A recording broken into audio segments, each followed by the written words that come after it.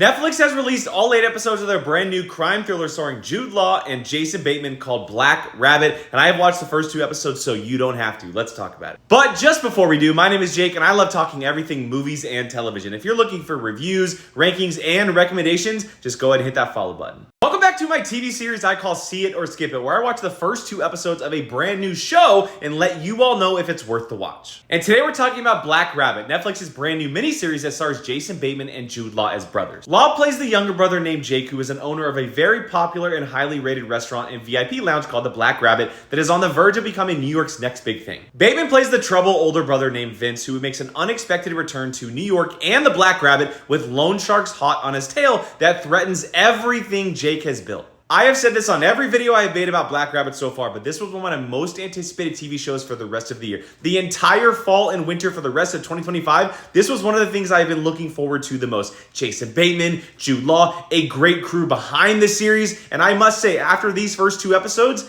I feel so uneven on my thoughts on this. Before I get into my thoughts, I want to make sure I say this now. This is by far the most hesitant I have been giving a See It to a TV show. It is a very questionable decision, but I do think it is still worth the watch. Now, when it comes to the official synopsis of the show and everything the main plot line of Black Rabbit is about, with the dynamic of Jude Law and Jason Bateman, Bateman's character being followed by loan sharks and owing a lot of money to a lot of people, all of that is fantastic. That is the best part of the show and the one thing that I have been looking forward to seeing from this show.